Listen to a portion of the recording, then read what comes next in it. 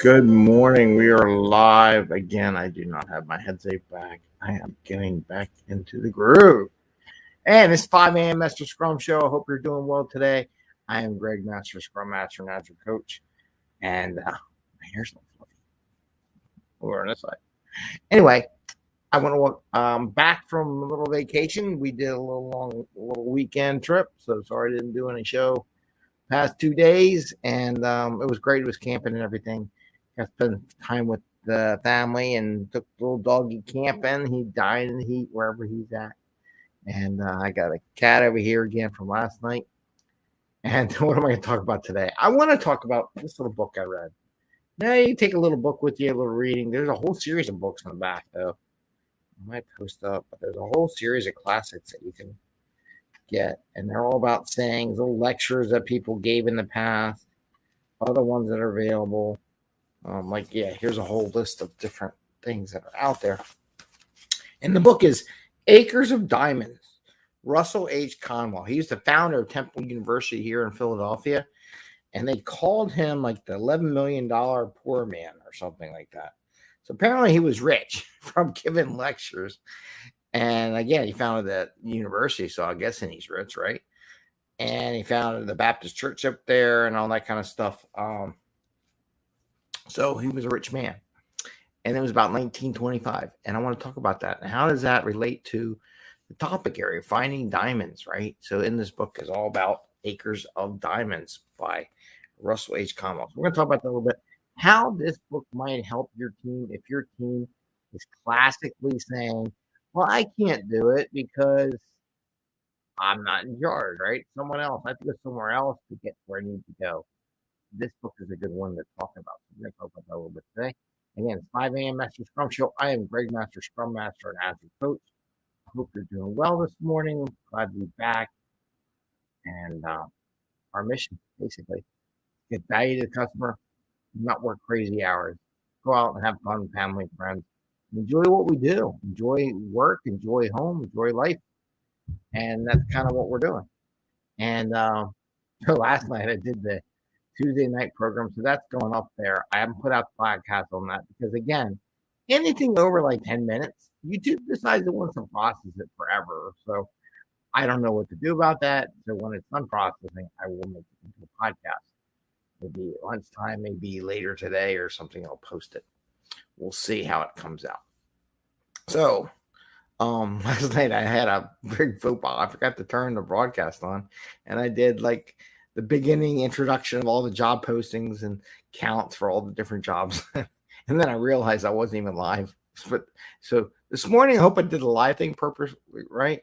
And I'm also missing my headset. So I got to find my headset. So hopefully we won't get any feedback loops and things like that. Let me check my phone.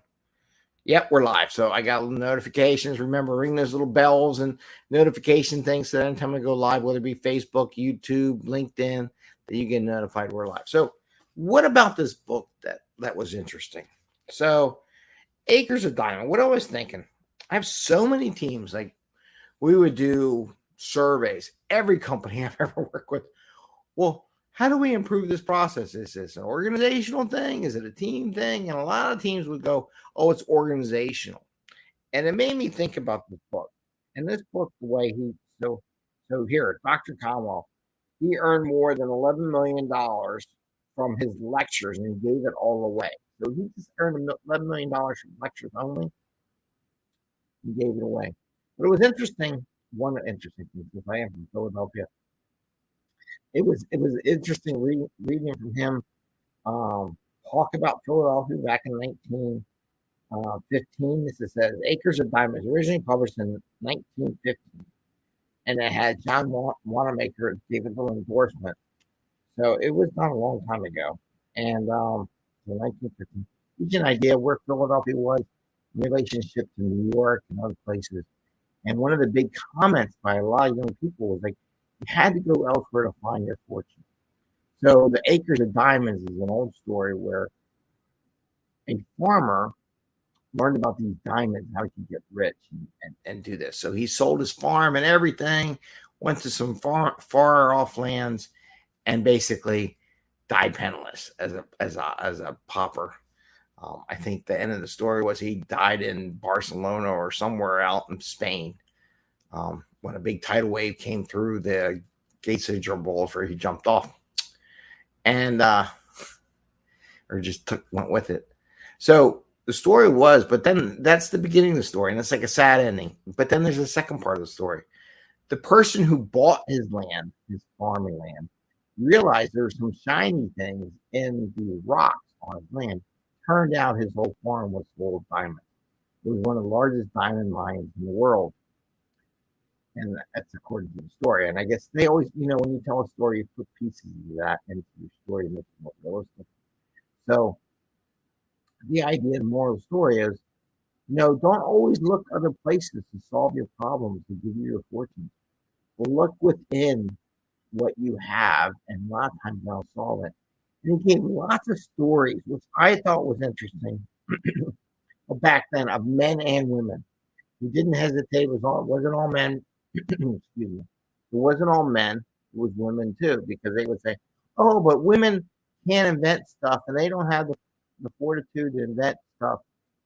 He rattled off a bunch of inventions that these women in 19 or 18 something, like post Civil War, invented and became so rich that they can buy their own barons if they wanted to. So he had lots of stories about women and how women a woman invented the cotton gin. But of course, her husband took credit because no one would give credit to a woman. So therefore, the guy had to put the patent in, and Whitney got the patent. So he would talk about different things like that. So there's a lot of stories about women. So if you're a woman in tech, this is a great little book to read too. You may think it's all about men and this and that from 1915, pre-suffrage, right? Before women had the right to vote here in the United States. But in the back, he just rattles off invention by invention and millionaire by millionaire woman in the back. So why am I talking about this related to teams? So many teams, like I said, would say, "Oh, they have to fix it. Oh, we're dependent upon them. We need them." But yourself can come up with inventions to solve your problems in your own world, in your own hemisphere of what you're doing, in your own farm, right? You give your team your data as your farm. You can come up with ways to do things quicker, faster, better than anybody else. And sometimes you just got to look at your own stuff and how do you want to improve it in order to become rich, right? And part of my rich part is providing more content, more stuff for the customer without looking at extra time. And this is a neat little book. It took me forever to read just because everyone's 51 pages. So even I can read a 51-page book. It's kind of dry a little bit, but if you step back after reading it, reflect on what was said and the different opportunities, it's a very useful book. Pretty cheap on Amazon or any place you want to buy it. And you give it to your team. Maybe next time, if you're a manager and you want to inspire a team, have everyone a copy of this book and talk about it. What did they learn from it? What came out of the book, and have a retrospective just on this book itself. So that I want to share with you, because last week I talked a little bit about who's responsible and the team's responsible and management. Sometimes management needs to go out and buy books like this, give it to the teams. I used to buy books like this for my managers, to be honest with you, as an enterprise coach. I say, here, read this book, grow a little bit from an Agile perspective. And that's what I used to do as an enterprise coach. It wasn't bad. I didn't buy 50 copies. I'd buy 5 and pick 5 managers I wanted to grow in the Agile space. So that's what I have today. I want to wish you all the best. I'm not going to play the audio just because I don't have the headset and I don't want a feedback loop going on. And again, last night, I so want to show your picture, Bubbles. Maybe I just need to take a picture. Okay. I'll take a picture of Bubbles and put it on Instagram just because I want to disturb her, but I can't because she looks content. So I'll post a picture of Bubbles on Instagram. You can like the Instagram post of my co-host who's sitting there sound asleep.